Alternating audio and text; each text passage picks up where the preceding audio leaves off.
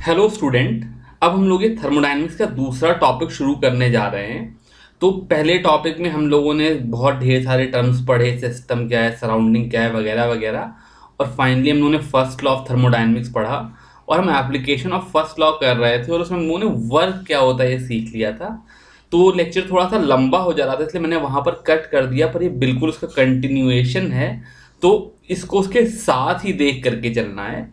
तो जैसे हम पीछे वहां पर वर्क के बारे में पढ़ रहे थे, इस टॉपिक में हम लोग heat added to the system के बारे में पढ़ेंगे। तो जो heat added to the system है, इस बुक में एनसीईआरटी के लेवल पे दो आइसोथर्मल प्रोसेसेस और एक एडियाबैटिक चेंज के लिए बताई गई है।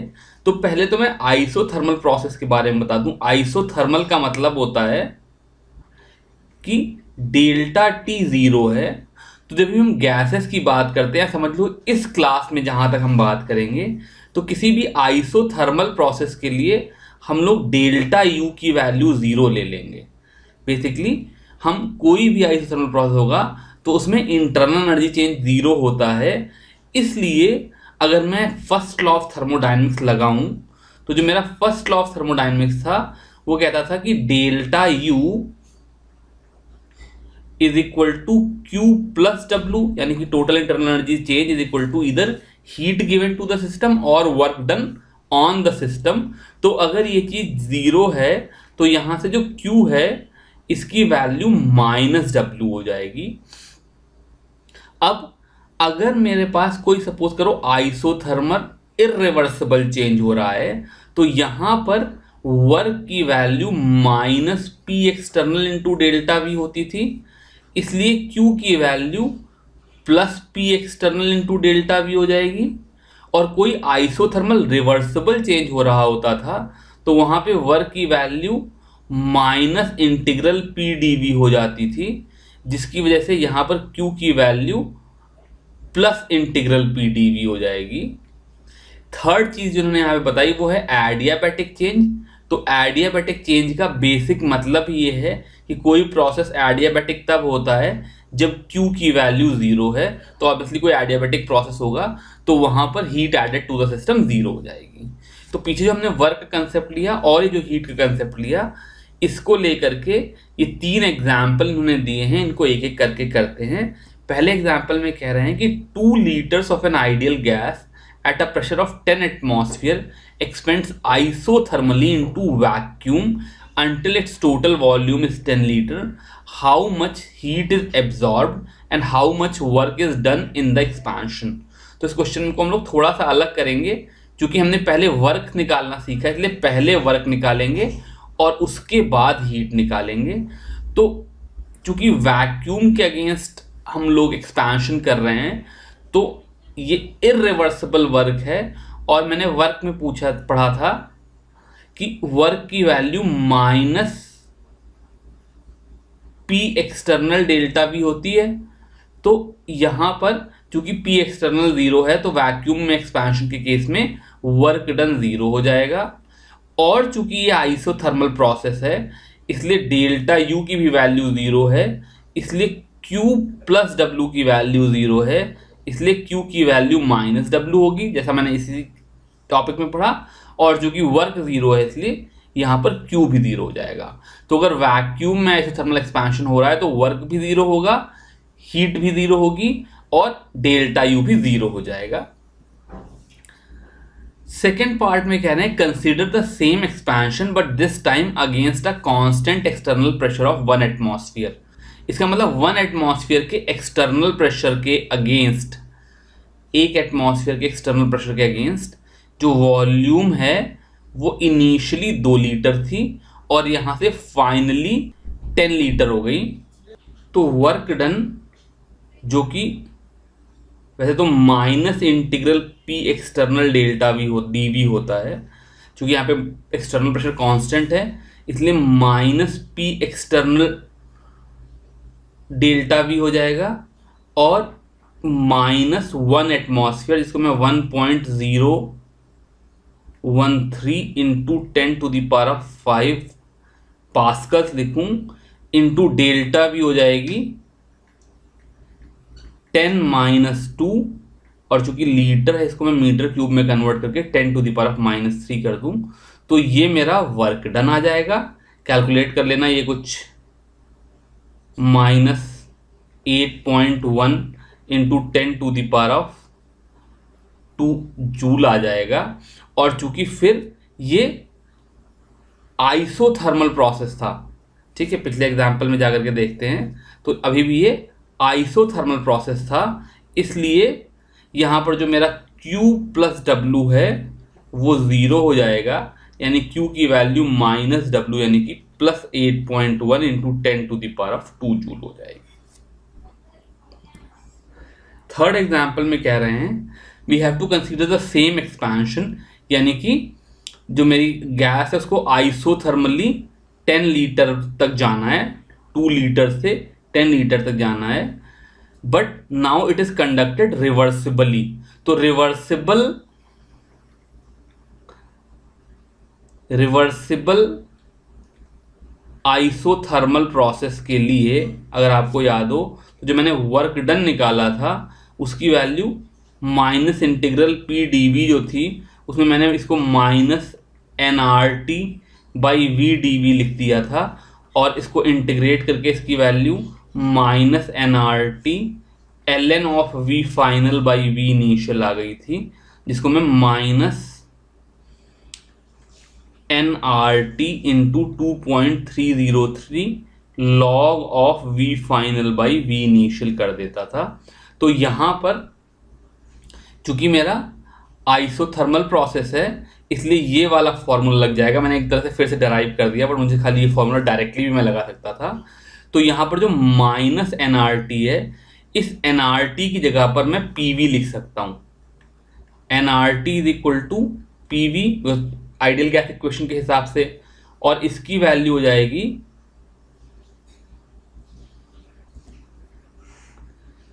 इनिशियल प्रेशर 10 एटमॉस्फेयर है और इनिशियल वॉल्यूम 2 लीटर है।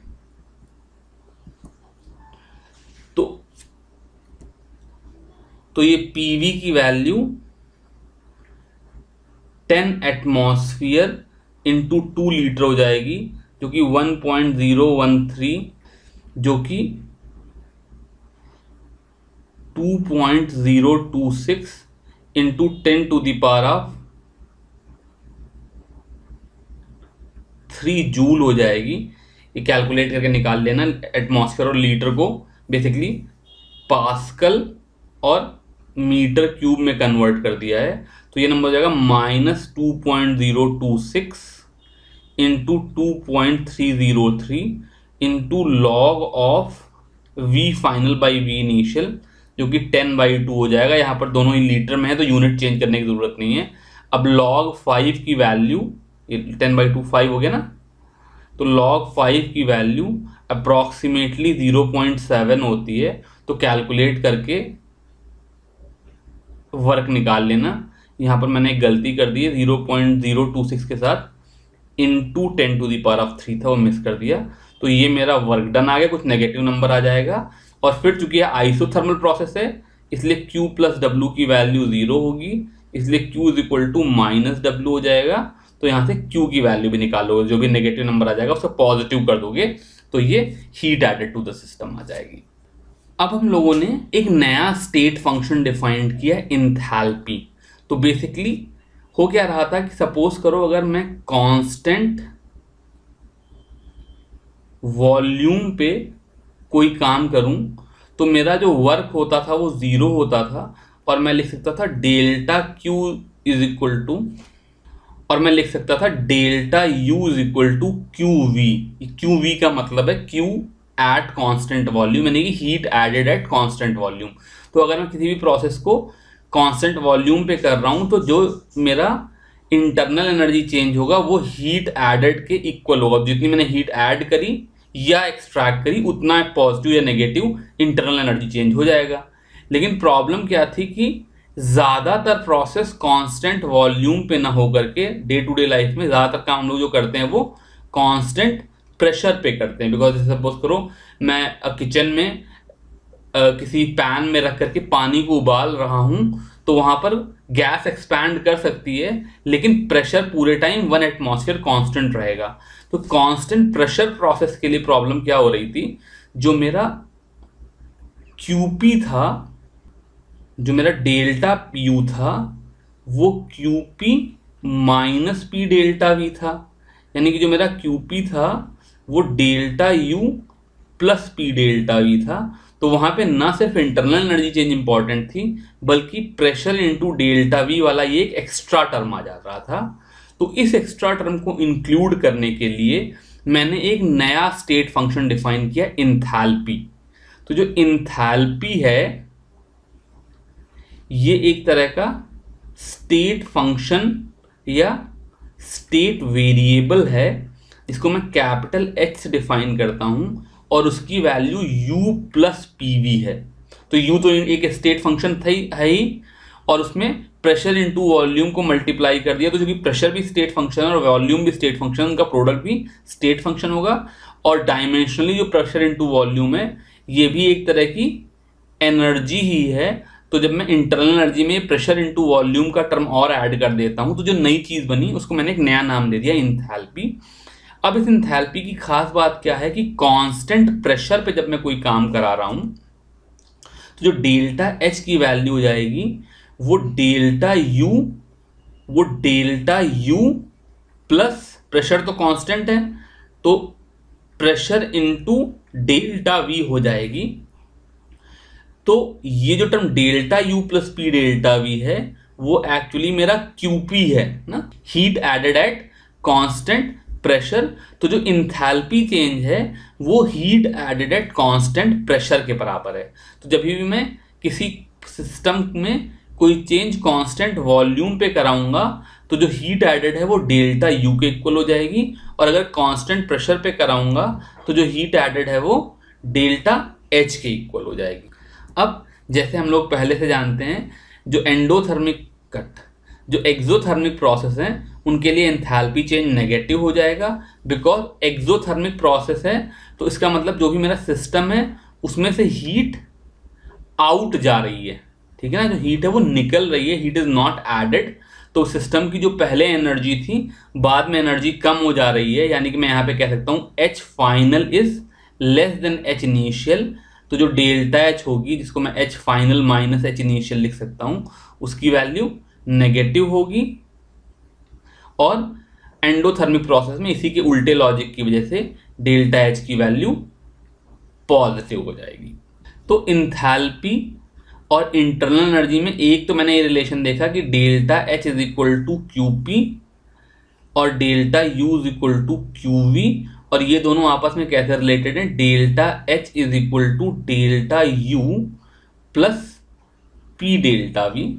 अब यहाँ पर जब मैं केमिस्ट्री में स्पेसिफिकली बात कर रहा हूँ तो मैं ये जो इंथैल्पी और इंटरनल एनर्जी चेंजेस आगे चल करके पढ़ूंगा वो किसी केमिकल रिएक्शन के बारे में पढ़ूंगा, ठीक है। तो just for the sake of example मैं एक केमिकल रिएक्शन ले लेता हूँ।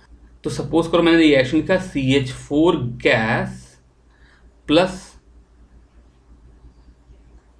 2O2 gas gives CO2 gas plus 2H2O liquid.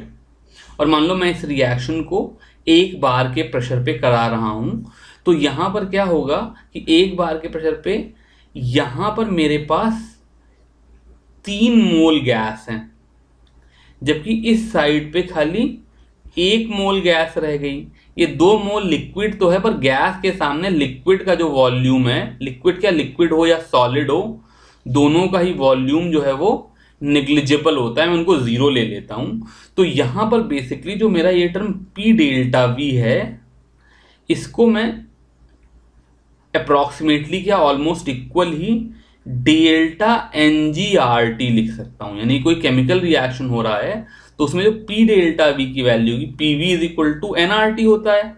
तो यहां पर जो मेरी PV की वैल्यू थी वो 3RT रही होगी, और यहां पर जो PV की वैल्यू हो जाएगी वो 1RT हो जाएगी।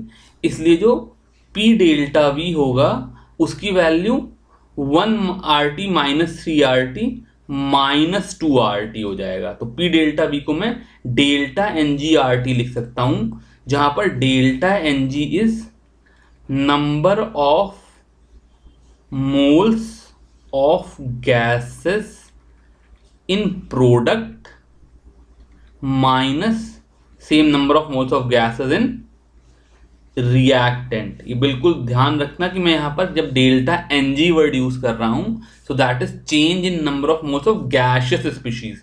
यहां पर ये नहीं सोचना है कि इधर भी 3 मोल थे, इधर भी 3 मोल थे, इसलिए डेल्टा N की वैल्यू 0 है। जब केमिकल रिएक्शन हो रहा है तो कितने गैस के मॉलिक्यूल्स में चेंज हो रहा है, उन्हीं की वॉल्यूम इंपॉर्टेंट है, इसलिए P डेल्टा V में वही टर्म इंपॉर्टेंट रहेगा। तो जो मेरा P डेल्टा V है वो डेल्टा NG/RT हो जाता है। तो यहां से मैं delta H is equal to delta U plus P delta V को प्लस डेल्टा NG/RT लिख सकता हूं। अब इस तरह के रिएक्शन जिसमें डेल्टा NG की वैल्यू नेगेटिव है, वहां पर डेल्टा H की वैल्यू डेल्टा U से कम हो जाएगी, और अगर मान लो ये टर्म पॉजिटिव होता तो डेल्टा H की वैल्यू डेल्टा U से बड़ी हो जाती। तो इस तरीके से केमिकल रिएक्शन के कंटेक्स्ट में केमिकल रिएक्शन के कंटेक्स्ट में मैं डेल्टा H और डेल्टा U को आपस में रिलेट कर सकता हूं by this formula delta H is equal to delta U plus delta NG/RT। बहुत ज्यादा इंपॉर्टेंट है, बहुत ढेर सारे सवाल आते हैं, इसको ध्यान से याद कर लेना। इस कंसेप्ट को समझाने के लिए इन्होंने एक एग्जांपल दिया, कह रहे हैं water vapour is assumed to be a perfect gas, यानी कि मैं PV is equal to nRT जो पीछे लगा रहा था वो लगा सकता हूं। Molar enthalpy change of vaporisation of 1 mole of water at 1 bar and 100 degree Celsius is 41 kilojoule per mole. इसका मतलब मेरे पास 1 मोल वाटर है जो कि लिक्विड था, जब वो कन्वर्ट होकर के 1 मोल वाटर गैस देगा 1 बार और 100 डिग्री सेल्सियस पे, तो इस प्रोसेस का जो डेल्टा H है वो प्लस 41 किलोजूल पर मोल है। ये मुझे गिवन है। ये सेकेंड पार्ट अभी 1 मिनट रुक करके करूंगा। Calculate internal energy change when 1 mole of water is vaporised at 1 bar pressure. तो मेरे पास 1 मोल वाटर है जो कि लिक्विड स्टेट से वेपर प्रेशर में जा रहा है। यहां पर डेल्टा H मुझे दे रखी है, मुझे डेल्टा U बतानी है। तो डेल्टा U की value delta H minus delta NG/RT हो जाएगी, जो फॉर्मूला मैंने अभी पढ़ा उससे। अब यहां पर इस प्रोसेस में जो डेल्टा NG है उसकी वैल्यू 1 माइनस 0.1 हो गई। अब इसको कैलकुलेट करने में छोटी सी चीज का ध्यान रखना है, यहां पर जो डेल्टा H है वो किलो जूल पर मोल में दिया गया है, तो इसको मैं जूल पर मोल में कन्वर्ट कर लूं तो अच्छा रहेगा। फिर यहां पर जो डेल्टा NG/RT है उसमें डेल्टा NG की वैल्यू तो 1 है, R की वैल्यू मैं 8.314 ले लूंगा और टेम्परेचर केल्विन में लूंगा। तो यहाँ पे 100 डिग्री सेल्सियस गिवन है, इसको मैं 373 केल्विन में ले लूंगा। और ये जो मोल है R की वैल्यू जूल पर मोल पर केल्विन है और ये केल्विन है, तो केल्विन से केल्विन कट गया, मोल से मोल कट गया। ये नंबर आएगा डेल्टा NG/RT, ये जूल में आएगा। इसीलिए बहुत जरूरी है कि मैं डेल्टा H को भी जूल में कन्वर्ट कर लूं। मैंने ये गलती बच्चों को काफी फ्रीक्वेंटली करते देखी है कि इसको तो किलो जूल में ले लिया बिकॉज ये जनरली किलो जूल में गिवन होता है, इसको जूल में ही निकाल लिया और उसके बाद सब्ट्रैक्ट कर दिया और आंसर गलत आ गया। तो दोनों को सेम यूनिट में कन्वर्ट कर लेना जरूरी है। इस चीज को जब मैं सॉल्व करूंगा तो इसकी वैल्यू 38,900 जूल पर मोल आएगी, जो कि अप्रोक्सीमेटली 38.9 किलो जूल पर मोल है। तो ऑब्वियसली चूंकि यहाँ पर वॉल्यूम एक्सपैंड हो रही थी, तो जब मैं लिक्विड से गैस में लेकर के जाऊंगा वाटर को तो वॉल्यूम एक्सपैंड कर रही होगी। तो जब मैं कांस्टेंट प्रेशर पे ये प्रोसेस कर रहा हूं तो अगर 41 किलो जूल पर मोल निकला, तो जब मैं कांस्टेंट प्रेशर पे ये प्रोसेस करूंगा तो मुझे एक्सटर्नल प्रेशर के अगेंस्ट वर्क करना पड़ेगा। इसीलिए जो मेरा एंथैल्पी चेंज है वो इंटरनल एनर्जी चेंज से ज्यादा है। इस क्वेश्चन का एक दूसरा पार्ट है जिसमें ये कह रहे हैं calculate the internal energy change when 1 mole of water is converted into ice.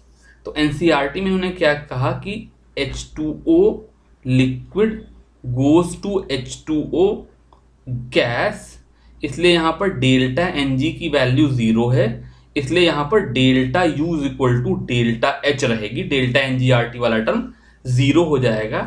यहाँ तक तो सारी बात सही है, लेकिन फिर एनसीईआरटी में इन्होंने क्या गलती कर दी, इन्होंने डेल्टा यू की वैल्यू +41 किलो जूल पर मोल लिख ली, और ये गलत कर दिया, बिकॉज जो 41 किलो जूल पर मोल थी ये तो वाटर को लिक्विड से वेपर में कन्वर्ट करने की इंथैल्पी चेंज थी। वाटर को लिक्विड से सॉलिड में, मतलब वाटर को स्टीम में कन्वर्ट कर रहा हूं, तो जो इंथैल्पी चेंज थी वो 41 किलो जूल पर मोल थी। अब मैं वाटर को लिक्विड से अगर आइस में कन्वर्ट कर रहा हूं तो वहां पर जो इंथैल्पी चेंज होगी वो 41 किलो जूल पर मोल नहीं होगी। इसलिए एनसीईआरटी वाला जो सवाल है उसका जो सल्यूशन है वो गलत है। वहां पर ढंग से मुझे अलग से इस चीज का एंथैल्पी चेंज गिवन होना चाहिए था कि अगर मैं 1 मोल लिक्विड वाटर को 1 मोल आइस में कन्वर्ट करूं तो एंथैल्पी चेंज कितना होगा। तो इस चीज के लिए मैंने एक इंफॉर्मेशन ये दे दी जो कि एनसीईआरटी में है नहीं, ये एनसीईआरटी से अलग हट करके मैंने दी है। Molar enthalpy of fusion is 6 kilo joule पर मोल। एंथैल्पी ऑफ फ्यूजन, फ्यूजन का मतलब होता है मेल्ट करना, तो इसका मतलब अगर मैं 1 मोल आइस को मेल्ट करके वाटर बनाऊं तो 6 किलो जूल पर मोल एनर्जी चाहिए। तो इस प्रोसेस में चूंकि मैं 1 मोल वाटर लिक्विड को 1 मोल आइस में कन्वर्ट करा रहा हूं, इसलिए इस प्रोसेस का जो डेल्टा एच है वो -6 किलो जूल पर मोल होगा। माइनस मैंने इसलिए कर दिया बिकॉज आइस से वाटर में कन्वर्ट होना एक एक्सोथर्मिक प्रोसेस है। अगर मैं आइस को वाटर में कन्वर्ट करूं तो मुझको हीट देनी पड़ती है, अगर मैं वाटर को वापस आइस में कन्वर्ट करूं तो हीट वापस बाहर निकलती है। इसलिए इस प्रोसेस का डेल्टा एच एनसीईआरटी में अलग से दिया होना चाहिए था जो कि -6 किलो जूल पर मोल है। इसलिए इसका आंसर +41 किलो जूल पर मोल ना होकर के -6 किलो जूल पर मोल होगा। ये एनसीईआरटी में गलत दिया है जिसको मैंने सही कर दिया। फिर भी एक बार अपने स्कूल के टीचर से कंसेप्ट डिस्कस कर लेना, ताकि ऐसा ना हो कि ये स्टेप करने की वजह से स्कूल के एग्जाम में आपके नंबर कट जाएं। अगला इन्होंने एक और फिर टर्म कॉइन किया, जो हम लोग फिर से कुछ नए नए टर्म और उछाल रहे हैं। इन्होंने कहा एक्सटेंसिव और इंटेंसिव प्रॉपर्टी। तो उन्होंने कहा एक्सटेंसिव प्रॉपर्टीज ऐसी हैं जो कि which depends on amount of substance, और इंटेंसिव प्रॉपर्टी ऐसी हैं which does not depend on the amount of substance. इसका मतलब क्या हुआ, सपोज करो मेरे पास एक ग्लास पानी था, से 100 ml था और इसका टेम्परेचर 25 डिग्री सेल्सियस था। इस ग्लास के पानी को मैंने थोड़ा सा 2 अलग अलग ग्लासेस में डिवाइड कर दिया ताकि इसमें 50 ml और 50 ml रह गया, लेकिन दोनों का टेम्परेचर अभी भी 25 डिग्री सेल्सियस और 25 डिग्री सेल्सियस ही होगा। तो जब अमाउंट ऑफ सब्सटेंस चेंज हुआ तो जो वॉल्यूम थी वो यहाँ पर आकर के चेंज हो गई। इसलिए वॉल्यूम जैसी जो चीज़ है वो एक एक्सटेंसिव प्रॉपर्टी कहलाती है। तो वॉल्यूम हुआ, मास हुआ, इंटरनल एनर्जी हुई, इंथैल्पी हुई, ये सारी चीज़ें जो हैं ये मेरी एक्सटेंसिव प्रॉपर्टीज़ हैं। लेकिन जैसे सपोज करो टेम्परेचर था, ये एक इंटेंसिव प्रॉपर्टी है, ठीक है। अब सॉरी, इंटेंसिव प्रॉपर्टी तो मैंने लिखा ही था, यहाँ पर टेम्परेचर लिख दे रहा हूँ, ठीक है। अब होता क्या है कि जैसे टेम्परेचर तो एक नेचुरली इंटेंसिव प्रॉपर्टी है, लेकिन इसके अलावा और अगर मैं इंटेंसिव प्रॉपर्टी देखना चाहूँ तो सपोज करो जो इस वाटर की डेंसिटी थी वो पहले भी 1 ग्राम पर सीसी थी, अभी भी 1 ग्राम पर सीसी होगी, इसके लिए भी 1 ग्राम पर सीसी होगा। तो डेंसिटी एक दूसरी इंटेंसिव प्रॉपर्टी है। तो लोगों ने क्या कहा कि सपोज करो मेरे पास कोई एक्सटेंसिव प्रॉपर्टी हो जैसे मास, और इसको मैं दूसरी एक्सटेंसिव प्रॉपर्टी से डिवाइड कर दूं जैसे वॉल्यूम, तो मास पर यूनिट वॉल्यूम ये जो नंबर हो जाएगा, ये सपोज कट, तो मास पर यूनिट वॉल्यूम ये जो नई प्रॉपर्टी हो जाएगी, क्योंकि ऊपर नीचे दोनों ही चीजें एक्सटेंसिव हैं इसलिए इनका रेशो जो हो जाएगा वो इंटेंसिव प्रॉपर्टी हो जाएगा। जैसे मेरी डेंसिटी एक इंटेंसिव प्रॉपर्टी हो गई, जब मैं 100 ml वाटर को 50 और 50 में डिवाइड करता हूं तो उसकी डेंसिटी चेंज नहीं होती है। ऐसे ही एक दूसरा एग्जांपल लूं तो जैसे मान लो मेरा मास जो था वो एक एक्सटेंसिव प्रॉपर्टी थी और इसको नंबर ऑफ मोल से डिवाइड कर दूं तो मेरी एक प्रॉपर्टी बनी मोलर मास। ये फिर से एक इंटेंसिव प्रॉपर्टी हो जाएगी। जितना मोलर मास इस वाटर का है उतना मोलर मास इस वाटर का होगा, उतना ही मोलर मास इस वाटर का होगा। तो इस तरीके से जो मेरी इंटेंसिव प्रॉपर्टीज है वो बेसिकली किन्हीं दो एक्सटेंसिव प्रॉपर्टीज का रेशो होती हैं। तो ये जो सारा कंसेप्ट मैं कर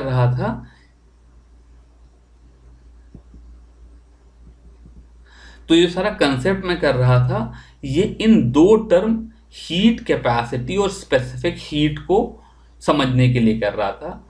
तो एनसीईआरटी में इन्होंने बड़ी गड़बड़ क्या कर रखी है कि हीट कैपेसिटी को भी सी से ही डिनोट किया है और स्पेसिफिक हीट को भी सी से ही डिनोट किया है। तो जो टर्म है capital C M small C, ये थोड़े से कंफ्यूजिंग है, इनको बहुत ध्यान से सुनना। तो सबसे पहले देखते हैं हीट कैपेसिटी क्या है। हीट कैपेसिटी उन्होंने कहा heat added per unit change in temperature. तो सपोज करो मेरे पास कोई एक बॉडी है, इसका टेम्परेचर 25 डिग्री सेल्सियस है और इसको मैं चेंज करके 26 डिग्री सेल्सियस करना चाहूं तो इसमें जितनी मुझको हीट देनी पड़ेगी उसकी वैल्यू कैपिटल सी होगी। तो इन्होंने लिखा Q is equal to capital C into delta T. यहाँ पे डेल्टा टी 1 था इसलिए यहाँ पे C लिख दिया, otherwise in general Q is equal to C into delta T हो जाएगा, या C is equal to Q by delta T हो जाएगा। ये हीट कैपेसिटी हो जाएगी। तो ऑब्वियसली हीट कैपेसिटी एक तो जो भी मेरा मटेरियल है उसके नेचर पे डिपेंड करेगी, और दूसरी चीज क्या है कि जो हीट कैपेसिटी है वो मास ऑफ द सब्सटेंस पे डिपेंड करेगी। कट।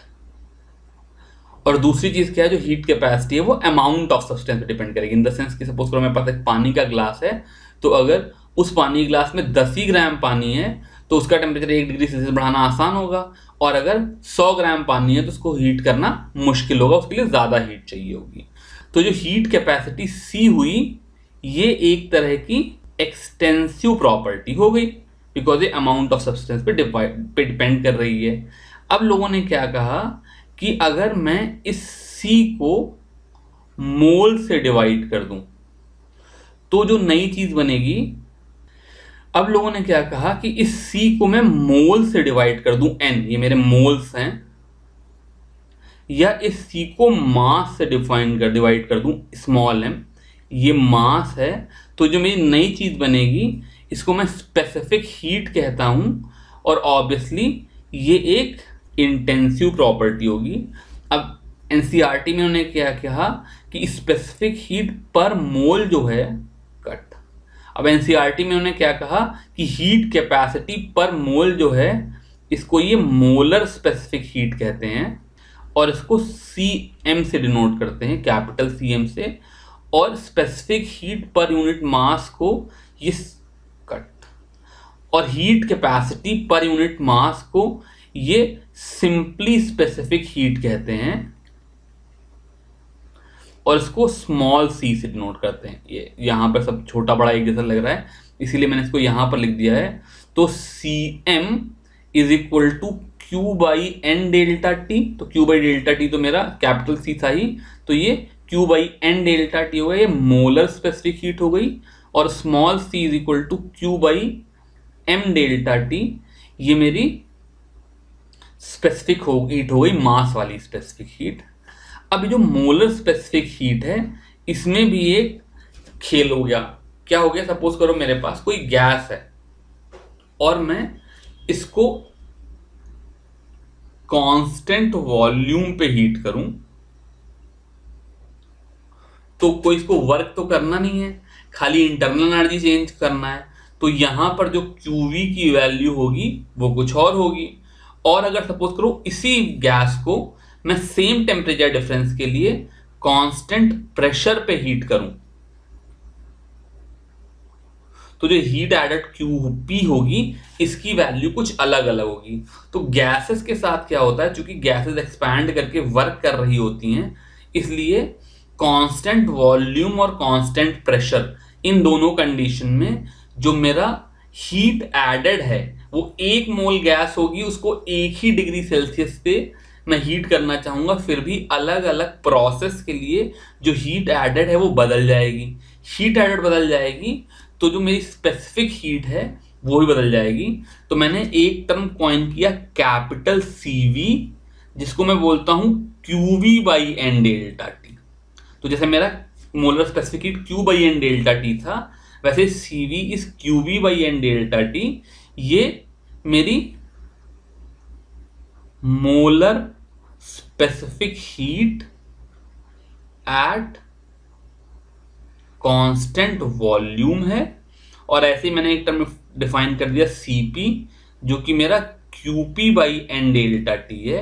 ये मेरी molar specific heat at constant pressure है।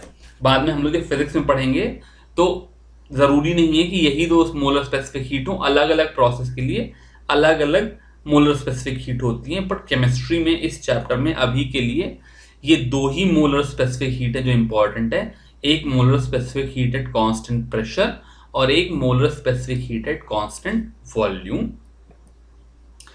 अब अगला काम इन्होंने क्या किया, इन्होंने कहा कि चलो हम लोग CP और CV में रिलेशन निकालने की कोशिश करते हैं। तो NCERT में उन्होंने क्या किया है, 1 मोल ऑफ गैस ले लिया है। 1 मोल ऑफ गैस है जिसका टेम्परेचर सपोज करो मैं T से बढ़ा करके T प्लस डेल्टा T कर दूं। ठीक है, इस चीज को समझाने में मुझे थोड़ा सा बुरा लगता है, बिकॉज इससे जो इक्वेशन बनती है वहां पे मोल वाला टर्म उड़ जाता है, इसलिए डायमेंशनली वो चीज सही नहीं दिखाई देती। इसलिए इस लेक्चर में मैं क्या करूंगा, 1 मोल ऑफ गैस की बजाय N मोल ऑफ गैस ले लूंगा। ठीक है, आप चाहो तो N की वैल्यू 1 रख लो, एक ही बात आ जाएगी। तो मेरे पास N मोल ऑफ गैस हो, तो मेरे पास एक गैस थी जिसके N मोल थे और इनको मैंने हीट दी, जिसकी वजह से इसका टेम्परेचर T से बढ़ करके T प्लस डेल्टा T हो गया। अब अगर मैंने ये पूरा प्रोसेस कांस्टेंट वॉल्यूम पे कराया तो जो मेरी हीट जाएगी वो QV हो जाएगी, जिसकी वैल्यू NCV डेल्टा T हो जाएगी। और अगर मैंने इसको कांस्टेंट प्रेशर पे कराया तो जो हीट जाएगी वो QP हो जाएगी, जिसकी वैल्यू NCP डेल्टा T हो जाएगी। यहां तक तो मैं पीछे बता चुका हूं।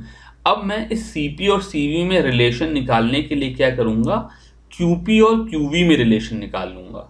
तो चूंकि ये प्रोसेस कांस्टेंट वॉल्यूम पे हो रहा है, इसलिए यहां पर वर्क डन 0 हो जाएगा। इसलिए यहां पर जो मेरा डेल्टा U है वो सिंपली QV के इक्वल होगा, जो कि NCV डेल्टा T है। चूंकि ये प्रोसेस कांस्टेंट प्रेशर पे हो रहा है, इसलिए यहां पे work done -P delta V हो जाएगा। इसलिए जो मेरा डेल्टा U होगा उसकी value QP -P delta V आ जाएगी। अब जो QP है इसको मैं NCP डेल्टा T लिख सकता हूं, ये तो मैंने यहां लिखा ही। और कांस्टेंट प्रेशर प्रोसेस के लिए, चूंकि गैसेस के बारे में ही मैं मेनली बात कर रहा हूं, तो PV is equal to NRT लगाऊं, तो PV is equal to NRT से जो मेरा P डेल्टा V है वो NR डेल्टा T आ जाएगा। तो मैं इसको NCP delta T minus NR delta T लिख सकता हूं। तो अब ये वाला डेल्टा U और ये वाला डेल्टा U, चूंकि तो स्टेट फंक्शन है, तो चाहे मैं कांस्टेंट प्रेशर में चेंज करूं चाहे कांस्टेंट वॉल्यूम में चेंज करूं, सेम टेम्परेचर चेंज के लिए जो मेरा डेल्टा U है वो सेम होता है। इसलिए मेरी इक्वेशन क्या आ जाएगी, NCV delta T is equal to NCP delta T minus NR delta T। n से n कैंसिल हो गया और डेल्टा t से डेल्टा t कैंसिल हो गया, इसलिए CV is equal to CP minus R या CP या CP minus CV is equal to R आ गया। तो यहाँ पे CP और CV में क्या रिलेशन आ गया कि CP minus CV is equal to R, जहाँ पे R की वैल्यू वही 8.314 जूल पर मोल पर केल्विन होती है। ये फिर अपने आप में बहुत इंपॉर्टेंट रिलेशन है। इसका जो डेरिवेशन है यहाँ पर केमिस्ट्री के पॉइंट ऑफ व्यू से तो इतना इंपॉर्टेंट नहीं, पर आगे चल करके हम लोग फिर फिजिक्स में इसको पढ़ेंगे जब थर्मोडायनेमिक्स पढ़ेंगे, और वहां पर इसको बहुत थॉरोली यूज करेंगे। अब अगला कंसेप्ट आया measurement of delta U and delta H. तो इसको उन्होंने एनसीईआरटी में बहुत लंबे में बताया है, पर इसको इतना डिटेल में समझने की ज़रूरत नहीं है। बेसिकली फंडा क्या है कि अगर मेरे पास कोई प्रोसेस हो रहा हो जो कि कांस्टेंट वॉल्यूम पे हो रहा हो, तो जो हीट एडेड हो जाएगी वो इंटरनल एनर्जी चेंज हो जाएगी। तो मेरे पास एक खास तरह का डिवाइस होता है जिसको मैं बॉम्ब कैलोरीमीटर बोलता हूँ। उसके डिटेल में मैं जा नहीं रहा हूँ, उसकी ज़रूरत नहीं है। बॉम्ब कैलोरीमीटर में क्या होता है, कोई भी प्रोसेस कांस्टेंट वॉल्यूम पे होता है, इसलिए यहाँ पर जो हीट एडेड हो या इसलिए यहाँ पर जो हीट एडेड QV होती है वो कांस्टेंट वॉल्यूम पे होती है और इसकी वैल्यू डेल्टा U के इक्वल हो जाती है। अगर मुझे कहीं पर इंथैल्पी चेंज निकालना हो तो बेसिकली वो कांस्टेंट प्रेशर पे अगर मैं प्रोसेस कराऊँ तो जो एनर्जी चेंज होगा वो इंथैल्पी चेंज हो जाएगा। तो मैं किसी भी ओपन सिस्टम में जहाँ पर प्रेशर जो हो वो कांस्टेंट हो, जब वहाँ पर मैं कोई प्रोसेस कराऊंगा तो जो हीट चेंज होगा QP वो डेल्टा H के इक्वल हो जाएगा। तो इस तरीके से हम लोग इंटरनल एनर्जी चेंज और एंथैल्पी चेंज मेजर कर लेते हैं। इस चीज को लेकर के इन्होंने एक एग्जाम्पल दिया जो कि बेसिकली डेल्टा U और डेल्टा H के कन्वर्जन का ही एग्जाम्पल है। चलो देख लेते हैं। ये कह रहे हैं 1 gram of carbon is burned in bomb calorimeter in excess of oxygen at 298 kelvin and 1 atmosphere pressure according to the equation C graphite plus O2, ये O2 है, गिव CO2। तो इसका मतलब मेरा रिएक्शन क्या हो रहा है, C ग्रेफाइट, ये गैस नहीं ग्रेफाइट है, plus O2 give CO2। During the reaction temperature rises from 298 kelvin to 299 kelvin, यानी कि 1 डिग्री सेल्सियस का टेम्परेचर राइज है, 1 केल्विन का टेम्परेचर राइज है। If the heat capacity of the bomb calorimeter is 10.7 kilo joule per kelvin. तो मैंने पीछे पढ़ा Q is equal to C delta T, तो यहाँ पे जो Q निकला उसकी value 20.7 kilo joule per kelvin into 1 kelvin निकल करके आई, जो कि 20.7 किलो जूल हो गई। और चूंकि बॉम्ब कैलोरीमीटर में करा रहे हैं इसलिए मेरा QV है। अभी जो QV है ये 20.7 किलो जूल हीट निकली। अगर मेरे पास 1 ग्राम ग्रेफाइट था, अब जो ये 1 ग्राम ग्रेफाइट है ये 1/12 मोल है। तो इसका मतलब अगर मैं 1/12 मोल कार्बन जलाता हूं तो जो मेरा QV है वो 20.7 किलो जूल हो जाता है। और मैं यहाँ पर एक गड़बड़ कर रहा हूँ, क्योंकि टेम्परेचर 298 से 299 हो रहा है, इसका मतलब ग्रेफाइट के जलने से हीट रिलीज हो रही है, जो कि होना ही चाहिए। तो यानी कि एक्सोथर्मिक प्रोसेस है, इसलिए इस Q का साइन मुझे नेगेटिव रखना चाहिए। तो QV माइनस 20.7 किलो जूल है। तो अगर 1/12 मोल पर जो हीट रिलीज है वो 20.7 किलो जूल है, तो 1 मोल ग्रेफाइट पे या 1 मोल कार्बन पे जो हीट निकलती उसकी वैल्यू माइनस 20.7 इंटू 12, जो कि माइनस 248.4 किलो जूल हो जाती। इसको मैं 248.4 किलो जूल पर मोल लिख रहा हूं। ये जो क्वांटिटी है ये मेरी डेल्टा U हो गई। ठीक है, तो इस तरीके से मैं डेल्टा U निकाल सकता हूं, बिकॉज मैं इस पूरे प्रोसेस को बॉम्ब कैलोरीमीटर में करा रहा हूं। अगली चीज पूछ रहे हैं, what is the enthalpy change for the above reaction. तो वैसे तो 298 पे पूछ रहे हैं और यहाँ पे 298 से 299 पे हो रहा है, पर उसको करीब करीब कांस्टेंट मानेंगे। तो जो मेरा डेल्टा H होता है वो delta U plus delta NgRT होता है। यहाँ पर अच्छी बात क्या हुई कि कार्बन ग्रेफाइट तो सॉलिड है, ऑक्सीजन भी गैस है और CO2 भी गैस है। तो यहाँ पर जो मेरा डेल्टा Ng है उसकी वैल्यू 1 - 1 0 हो गई। यहाँ पर भी 1 मोल गैस थी, यहाँ पर भी 1 मोल ऑफ गैस थी, तो यहाँ पर डेल्टा Ng 0 ही है। तो इसका मतलब जो मेरा डेल्टा H होगा वो डेल्टा U के इक्वल ही होगा। तो डेल्टा H की वैल्यू भी -248.4 किलो जूल पर मोल हो जाएगी। अगर जस्ट इन केस मान लो यहाँ पर जो डेल्टा Ng है उसकी वैल्यू 0 ना होती, उसकी वैल्यू +1 -1 कुछ ऐसी होती, तो करस्पॉन्डिंग भाई डेल्टा NgRT लगा करके मैंने डेल्टा U से डेल्टा H निकाल लिया होता। इस तरीके से हम लोगों ने डेल्टा H और डेल्टा U को रिलेट करने वाला एग्जाम्पल भी कर लिया। इसके साथ में ये वाला टॉपिक ख़त्म कर रहा हूँ। अगले टॉपिक में हम लोग अलग अलग तरह के केमिकल रिएक्शंस में किस तरह से एंथैल्पी चेंज होता है उसके बारे में पढ़ेंगे। बट अभी के लिए थैंक यू वेरी मच।